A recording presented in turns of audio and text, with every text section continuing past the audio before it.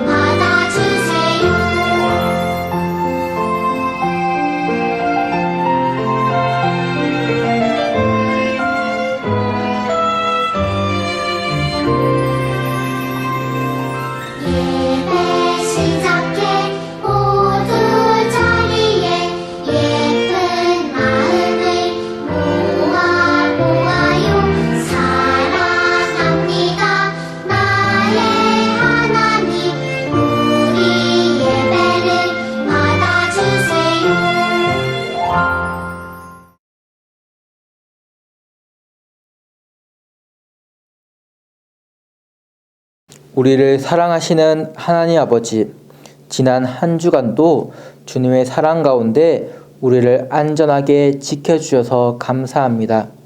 주님, 세상 가운데 많은 사람들이 힘들고 지쳐합니다. 그들 가운데 주님 함께하여 주세요. 우리 가운데에서도 주님 찾아와 주세요. 주님, 우리가 이 시간 함께 예배 드리고자 합니다. 성령님, 이 시간 초청합니다. 성령님, 함께 해주세요. 우리와 항상 함께 하시는 주님을 의지하며 하나님 말씀을 더욱더 집중해서 듣기 원합니다. 주님, 우리가 이 시간을 통하여 하나님 사랑을 깨닫고 주님의 말씀으로 세상을 살아갈 수 있는 힘과 용기를 얻는 시간이 되게 해주세요. 이 모든 말씀 살아계신 예수 그리스도의 이름으로 기도합니다. 아멘.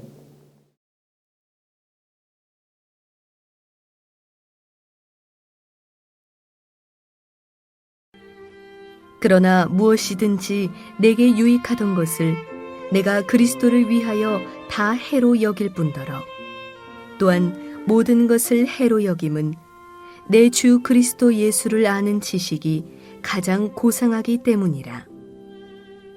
내가 그를 위하여 모든 것을 잃어버리고 배설물로 여김은 그리스도를 얻고 그 안에서 발견되려 함이니 내가 가진 의는 율법에서 난 것이 아니요 오직 그리스도를 믿음으로 말미암은 것이니 곧 믿음으로 하나님께로부터 난 의라.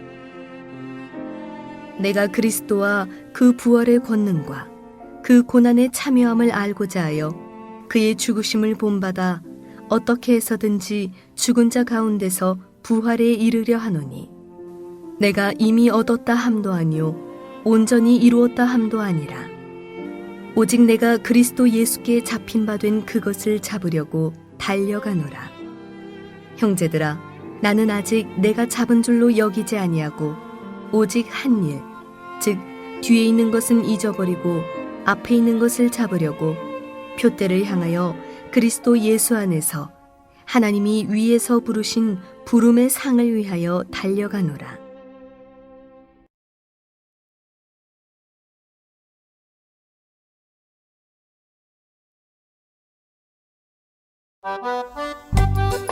오늘도 바울은 편지를 써요. 빌립보 교회 성도들에게 말이죠. 바울은 빌립보 교회를 생각하면 늘 마음이 기쁘고 하나님께 감사했어요. 빌립보 교회 성도들은 처음 복음을 받아들인 순간부터 지금까지 늘 바울의 선교에 함께했거든요. 바울의 선교를 위해 헌금을 하기도 했고 바울을 위해 늘 기도했어요. 또한 로마에 갇혀 지내는 그를 위해 에바브로디도를 보내 바울의 로마 생활을 돕도록 했죠.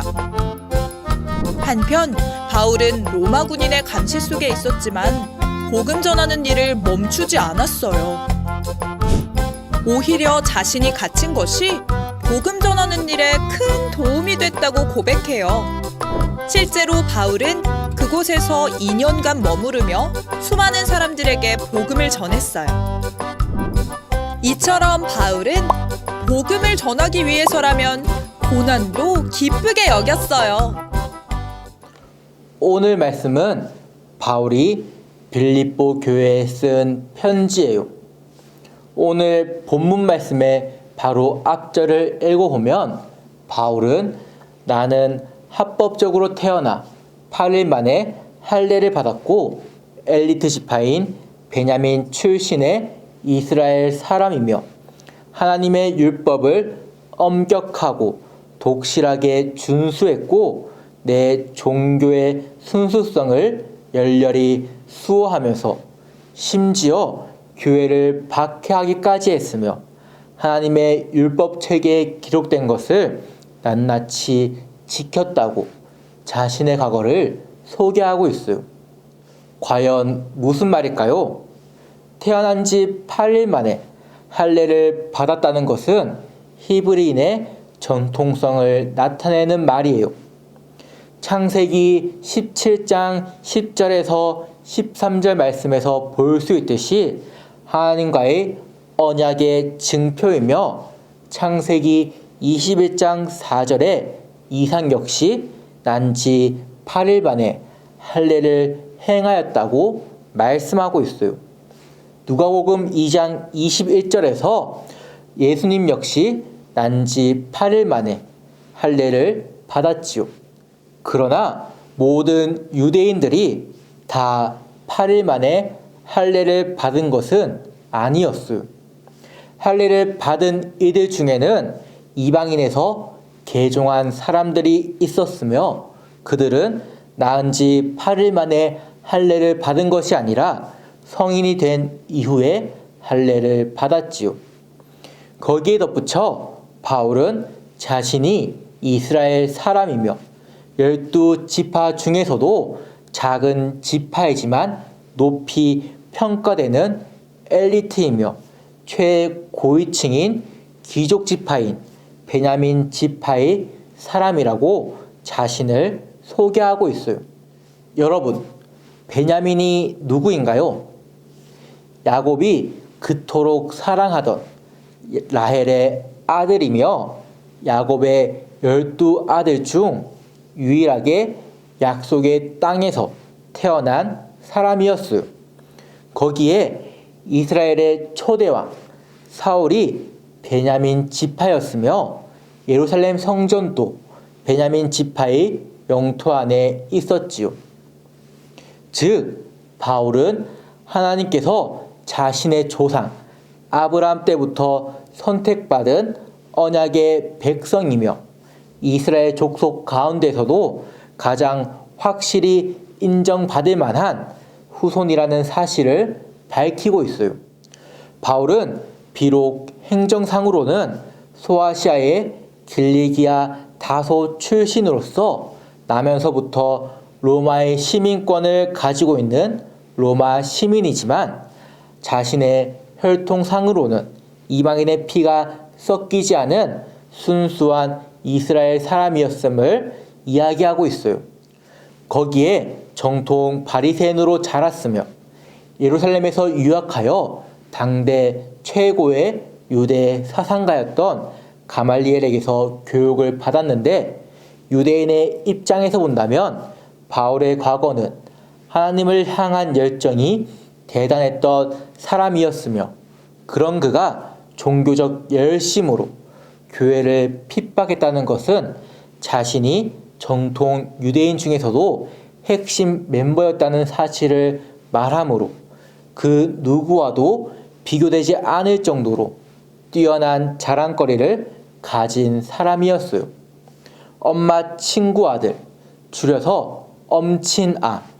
바로 그 엄친아의 끝판왕이 바울이었어요.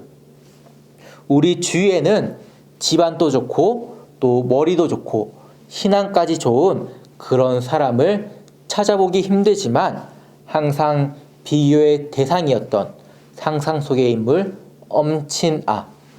그런 상상 속의 인물인 줄로만 알았던 출신, 스펙, 신앙 어느 것 하나 흠이 없었던 사람이 바로 사도 바울이었지요.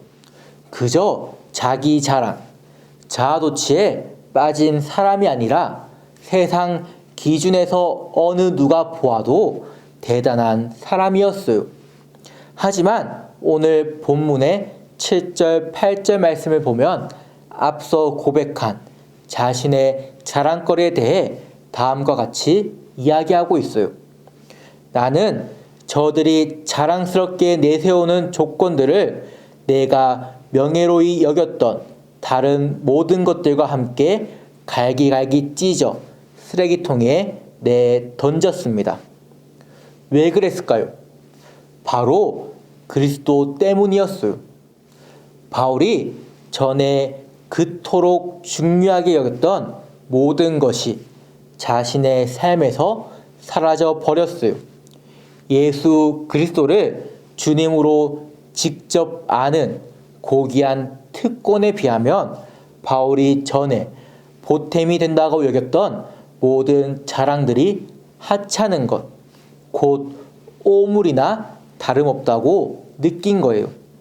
그래서 바울은 자신의 모든 것을 쓰레기통에 던져 버릴 수 있었어요. 예수님을 만나기 전까지 바울의 삶의 가치는 바로 나 자신이었어요. 바울은 예수님을 만나기 전까지 자신의 지식, 세상의 기준으로 살아왔어요. 그런데 나 자신을 삶의 가치로 여기고 살아왔던 바울이 예수님을 만나고 갈라디아서 6장 14절의 말씀처럼 그러나 내게는 우리 주 예수 그리스도의 십자가 외에 결코 자랑할 것이 없으니 라고 고백하게 되었어요. 바울은 바로 그리스도의 은총과 그와의 교제를 얻기 위해 다른 모든 것을 버린 거예요. 바울은 권력이나 특권, 명성이나 지위를 얻는 것보다 그리스도를 얻는 것이 보다 더 가치 있는 일임을 깨달았기 때문이죠. 그렇기 때문에 바울은 세상을 다 잃을지언정 예수 그리스도는 포기할 수 없다는 확고한 의지를 가지고 있었어요. 물론 그렇다고 하여 바울이 모든 것을 버린 것은 아니었어요. 바울은 로마 시민권을 포기한 것이 아니라 그것을 복음 전파를 위한 효과적인 수단으로 삼았고 과거 자신의 조건들을 복음에 대한 적대자들을 물리치는 무기로 사용하였지요. 바울은 단순히 그리스도에 대한 지식에만 그치는 것이 아니라 주님을 인격적으로 알고 부활의 능력을 경험하였기 때문에 내가 그리스도와 함께 십자가에 못 박혔나니 그런즉 이제는 내가 사는 것이 아니요 오직 내 안에 그리스도께서 사는 것이라 는 갈라디아서 2장 20절의 고백처럼 예수 그리스도의 고난에 동참하면서 죽기까지 주님과 함께하기로 결정했지요. 그리고 하나님이 부르신 부름의 상, 즉 생명의 면류관을 위하여 달려갔어요. 바울은 자신의 사명이 무엇인지 인식하면서 전진해 나갔어요. 오늘 본문의 12절 말씀은 바울이 육상 경기에서 결승점을 향해 힘을 다하여 달리는 경주자처럼 전력 질주하는 경주자의 모습으로 묘사하고 있어요. 주님께서 이미 바울의 마음과 의지를 다스리기 위해 그의 거룩한 권능과 영향력으로 사로잡았으며 바울을 죄인의 자리에서 구원의 자리로 이끌어내셨어요. 따라서 바울이 12절의 말씀에서 잡으려고 쫓아가는 목표는 바로 구원의 완성이며 이와 더불어 이방인에게 복음을 전하는 사도로서의 사명이에요. 이러한 바울의 편지를 받은 빌립보 교회 성도들은 어떠했을까요? 고난 속에서도 언제나 용기 있고 힘있게 복음을 전하는 바울을 보며 안심이 되기도 하고 또 용기를 얻었을 거예요. 사랑하는 우리 광명교회 유년부 친구들, 바울은 자신의 모든 것을 다 얻었다거나 다 이루었다고 말하는 것이 아니에요. 다만 자신을 붙드신 그리스도를 붙잡기 위해 묵묵히 자신의 길을 갈 뿐이라고 이야기하고 있지요. 그렇다면 우리는 어떤 길을 달려가야 할까요? 하나님이 우리에게 부르신 사명은 무엇일까요? 우리는 각자 다양한 장점들을 가지고 있어요. 하나님께서는 우리 친구들이 가지고 있는 것들을 다 던져버리고 주님을 따르라고 말씀하지 않으세요. 우리가 가진 자랑거리들을 가지고 하나님 나라를 위해 올바르게 사용되기를 원하시지요. 우리의 자랑, 세상의 기준들을 붙잡고 달려가는 것이 아니라 예수 그리스도를 붙잡고 하나님 나라, 생명의 면류관을 향해 함께 달려가자고 오늘 우리에게 말씀하고 계세요. 우리 친구들도 오늘 말씀을 기억하며 예수님을 아는 지식을 가장 소중한 것으로 여기고 복음을 위해 기쁨으로 달려가는 성숙한 그리스도인으로 자라나기를 기도합니다. 우리 이 시간 두 손 모으고 눈 감고 기도하겠습니다. 사랑이 많으신 하나님 아버지, 죄인이었던 우리를 구원의 자리로 불러주셔서 감사합니다. 이 세상을 살아갈 때 우리의 자랑, 우리의 지식으로 살아가는 것이 아니라 오직 주님만 바라보고 달려갈 수 있는 힘을 얻기 원합니다. 우리의 가진 것으로 나를 위해 살아가는 것이 아니라 이웃을 사랑하고 하나님 나라를 위해 사용하는 삶을 살아가는 저희들이 될 수 있도록 주님 도와주세요. 감사드리며 이 모든 말씀 예수 그리스도의 이름으로 기도합니다. 아멘.